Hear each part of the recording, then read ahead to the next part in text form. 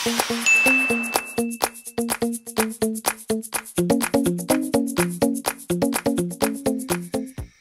nga pala, Lola. 3 Reader's Digest na lang po yung nakita ko doon sa kwarto. Tsaka, ito ang mga pagbabago sa Walang kasing halaga ang kalusugang espiritual.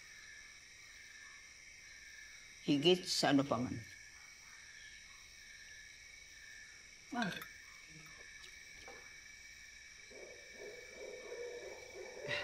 Sana po.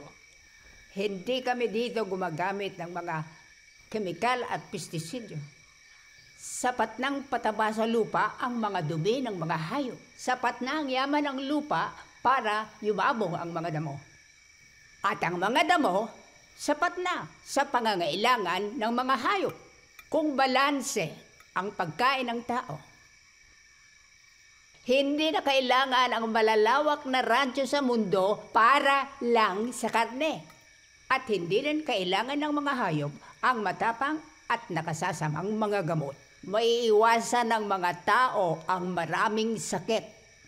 At higit nalalawak ang mga lupaing magagamit ng mga magsasaka bilang taniman ng kanilang masusustansyang gulay at mga prutas.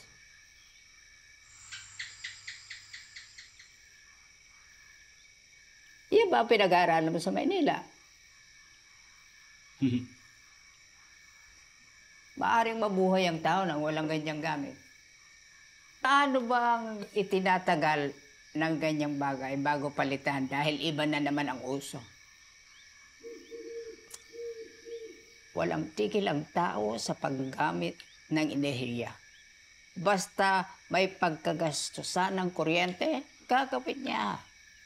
Nabubuhay siya sa sistema ng pag-aani ng mga kayamanan ng mundo upang gawing basura at lason.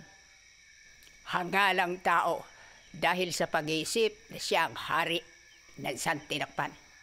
Sa pag-aakala, magagawa niya ang sansinukob ang makibagay sa kanya. Sa halip na siya ang makibagay dito.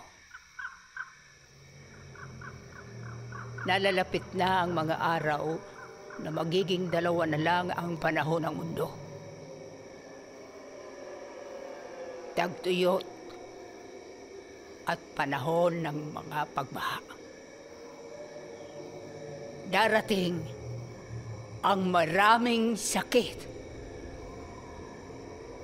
Hindi natin nagagamot pa.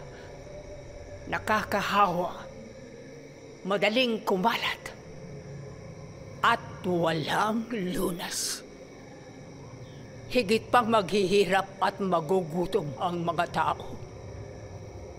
Ito ang magiging ugat ng hindi pagkakaunawaan ng maraming bansa at magiging mitsa ng kakilakilabot na digmaang pandaigdig. Nakakapangilabot ang panahon na kaiinggitan ng mga buhay ang mga pumanamba.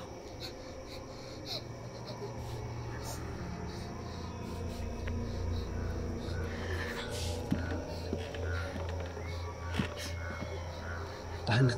Galo, naririnig mo ba yun? Ang alin? Mula sa hinaharap, ang iyak ng mga sanggol na isinisilang pa lamang. Nagsusumigaw ang parating na henerasyon.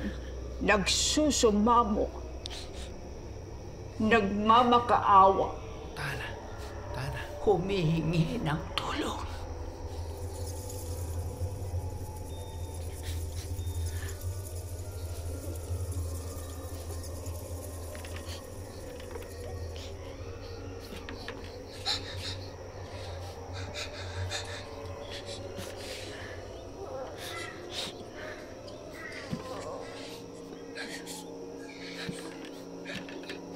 Thank you.